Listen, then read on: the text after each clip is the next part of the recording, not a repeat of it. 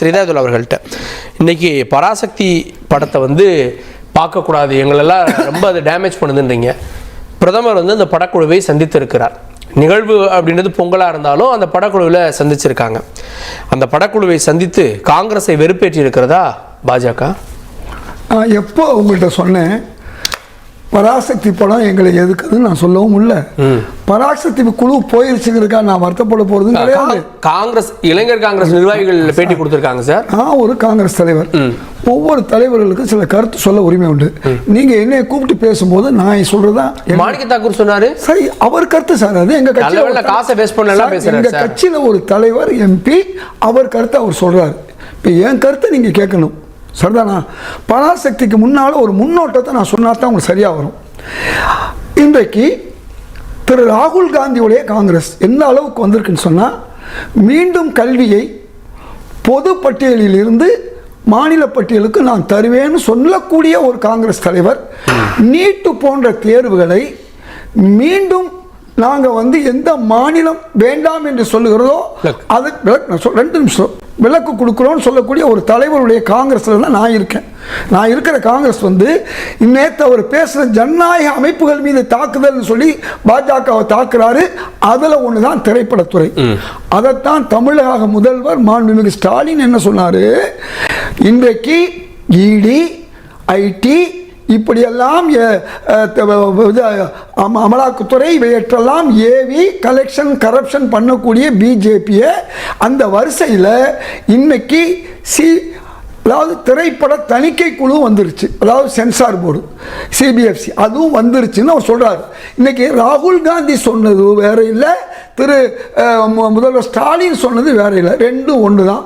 இப்போ பிரச்சனை இவ்வளவுக்கெல்லாம் காரணம் பராசக்தி ஜனநாயகன், இதுக்கெல்லாம் காரணம் தமிழ் மக்கள் மீது ஏற்கனவே பல கணைகளை, அதாவது நிதி இது பண்ணுறது, மொழி பிரச்சனை எல்லாம். இந்த மொழி விஷயத்துக்கு நம்ம வர்றதுக்கு முன்னால் பியூஷ் கோயல் அவர்களை பலமுறை நீங்கள் ஆங்கிலத்தில் பேசுங்க சொல்லி இந்தியில் பேசுகிறாரு.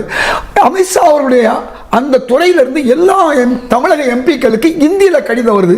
இப்படி காங்கிரஸ் ஆட்சியாளர்களோட வரல, இப்படி மோசமான சொல்லிட்டு வரேன், இப்படி மோசமான ஒரு இந்தி விஷயத்தில் நாம் தமிழர்கள் நாம் எதுக்காம இருக்குங்கிறதுனால அவங்க எல்லா வேலையும் செய்வாங்க. இப்போ நான் பராசக்திக்கு வர்றேன். இந்தி திணிப்புல பாஜகவும் காங்கிரஸும் சலைச்சதில்லை அப்படின்றத பொது கருத்து. அதுதான் நான் சொல்லிட்டு வர்றேன்.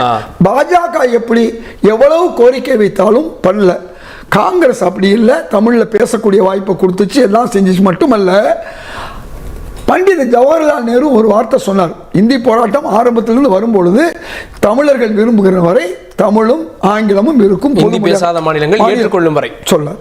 இடையில சாஸ்திரி அவர்கள் ஆட்சிக்கு வந்தார். அப்ப அதிகாரிகள் என்ன பண்ணாங்க, இந்தி திணிப்ப திரும்பவும் அதிகாரிகள் யாருன்னு உங்களுக்கு தெரியும். 100% விழுக்காடு ஒரு இந்துக்கள் அல்லாத ஒரு வகுப்பினர் இருக்கிறார்னு ராகுல் காந்தி சொன்னார் இல்லையா? அந்த அதிகார வர்க்கம் என்பது ஆணவ வர்க்கமாக எல்லா காலங்களிலும் இருக்கிறது. இன்னைக்கு அதிகமாக இம்ப்ளிமெண்ட் பண்ணது காங்கிரஸ் தலைவர்கள் ஏற்றுக்கொண்டாங்க சொல்லிட்டு வரேன். அப்ப நடந்தது என்ன, அந்த இதை வாபஸ் வாங்கினாங்க. அந்த போராட்டத்தை தான் பராசக்தி காமிக்குது. உண்மையை சொல்றது, நாங்க ஏன் சார் வருத்தப்படணும்? பராசக்தி அன்றைய காங்கிரஸ் இந்த மாதிரி இந்திய திணிப்பு பண்ணாங்க, பிறகு அந்த போராட்டம் ஏன் வாபஸ் ஆச்சு? பராசக்தி பார்த்தா வரக்கூடிய கோபம் காங்கிரஸ் மேல வருது. பக்தவச்சலத்தை எப்படி காமிச்சிருக்காங்க? இந்திரா காந்திய இந்த அளவுக்கு யாரும் காட்டல, இந்திரா காந்தியை நல்லா காட்டியிருக்கலாம். இந்திரா காந்தியை இந்தி அரக்கி அப்படின்னு சொல்லிட்டு யாரை மென்ஷன் பண்றாங்கன்னு காங்கிரஸ் நிர்வாகிகள் தான் சார் கேள்வி கேட்கிறாங்க. நான் சொல்லக்கூடியது உண்மை வரலாறு மக்களுக்கு தெரியும். ஏன் இந்தி போராட்டம் சில மாதங்கள்ல முடிவுக்கு வந்தது? அதே காங்கிரஸ் என்ன சொல்லுச்சு, தமிழ்நாட்டில் நீங்க இந்த தமிழும் ஆங்கிலமும் அந்த தொடர்பு மொழியாக இருக்குங்கிற சொன்ன பிறகு அன்றிலிருந்து அதன் பிறகு அந்த பிரச்சனையே இல்லை. எந்த திமுக தலைவராக இருந்தாலும், எந்த அதிமுக தலைவராக இருந்தாலும், நேருடைய வாக்குறுதி இன்னைக்கும் அன்னைக்கும் சொல்றது மக்களுக்கு தெரியும். அப்ப நேருடைய வாக்குறுதியை காங்கிரஸ் செயல்படுத்தியது அதற்கு பிறகு. ஆனால் இன்னைக்கு பாஜக மிக மோசமாக இந்தியை திணித்து கொண்டிருக்கிறது. தமிழுக்கு 25 கோடி கொடுத்தா சமஸ்கிருதத்துக்கும் வடமொழிக்கும் கிட்டத்தட்ட 2500 கோடியை கொடுக்குது. ஏன் தமிழ் மக்கள் சைலண்ட் கில்லர்? நீங்க நல்லா தெரிஞ்சுங்க.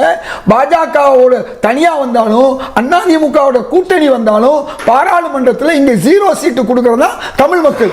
அவங்களுக்கு தெரியும், நீங்க இந்திரா காந்தி என்ன அசிங்கப்படுத்தினாலும், இந்திரா காந்திக்கு எதிராகவே இருந்தாலும், அப்படி எதிராக இருந்தவர்கள் நேருவின் மகளே வருக, நிலையான ஆட்சி தருக என்று சொன்ன காலமும் இந்த நாட்டில் உண்டு. அன்னை இந்திராவின் மருமகளே, இந்தியாவின் திருமகளேன்னு சொன்னதும் உண்டு. அதெல்லாம் காலம் மாறும் சார். ஒரு விஷயத்தை இல்ல எனக்கு நீங்க கொஞ்சம் டைம் கொடுங்க. அதாவது நான் தான் பதில் சொல்றேன் 2 பேருக்கு இடையில. அப்ப இப்படிப்பட்ட ஒரு சூழல்ல காங்கிரஸை பொறுத்தவரை பராசக்தியை கண்டு பயப்பட வேண்டிய அவசியம் இல்லை. ஜனநாயகனுக்கு தேவையில்லாத ஆதரவு கொடுக்க வேண்டியது. ஜனநாயகனுக்கு ஏன் ஆதரவு கொடுக்கிறோம்? நீ தமிழ் மக்களுக்கு எதிராக, தமிழ் திரைப்படத்துக்கு எதிராக, மோடி அரசு எதிராக இருக்கு, எல்முருகன் எதிராக இருக்கிறாரு, இந்த பாஜக எதிராக இருக்கிறது என்பதற்காகத்தான் நாங்க இருக்கிறோம்.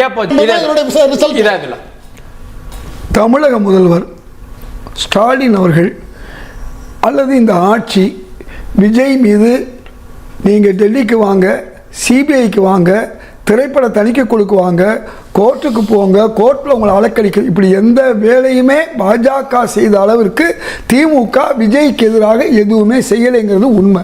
அப்படி இருக்கக்கூடிய திராவிட முன்னேற்ற கழக தலைவர் ஸ்டாலின் அவர்களை அதிகமாக விமர்சிப்பது தம்பி விஜய். எங்க தலைவர் செல்வப்பிரதிகை சொன்னாரு, ஏன் தேவையில்லாம சிங்கத்தின் வாயில் போய் விழுந்துட்டீங்க கரூர் விஷயத்துல, இங்கே முடிக்க வேண்டிய வேலையை நீங்க சிபிஐ கேட்டு இப்ப சிபிஐல போய் இவங்களை மணிக்கணக்கில் உங்களை விசாரிக்கிறாங்க.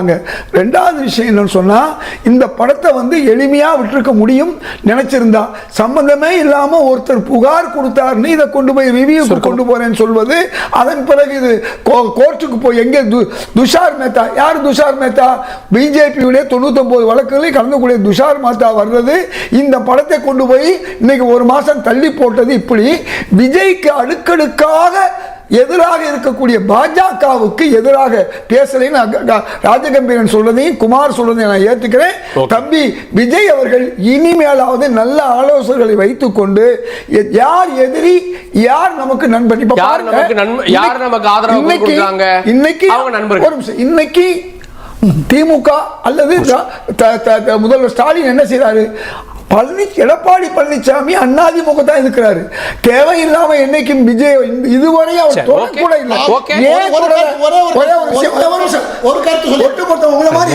தமிழர் திருநாள் வாழ்த்துக்கள், வாழ்த்துக்கள். நாளைக்கு விருது பெறக்கூடிய சத்தியவேல் முருகனார், துரைமுருகனார், அருள்மொழி, இறையன்பு உள்ளிட்ட இலக்கிய சொல்லர் தா ராமலிங்கம் உங்களுக்கு வாழ்த்துக்கள். நாளைக்கு விருது பெறீங்க, வாழ்த்துக்கள்.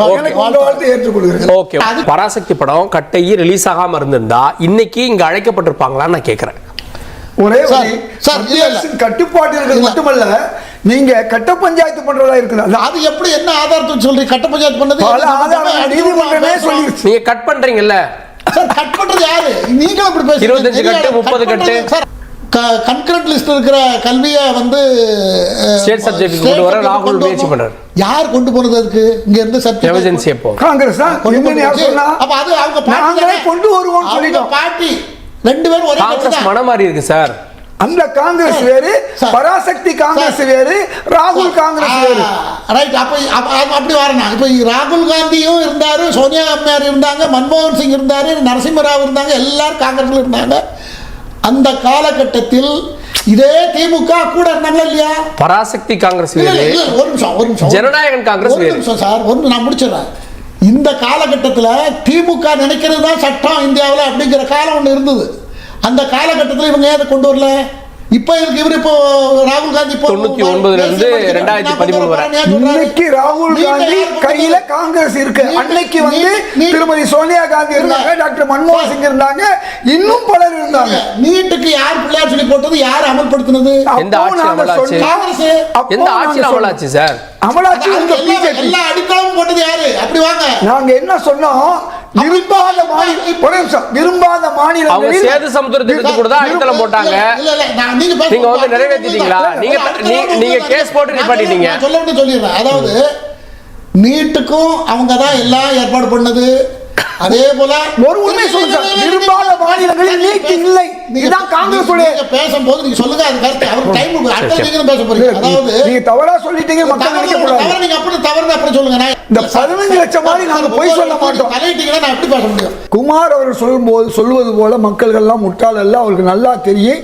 2000 எடப்பாடி பழனிசாமி அவருடைய ஆட்சியில் தான் நீட் அனுமதிக்கப்பட்டது.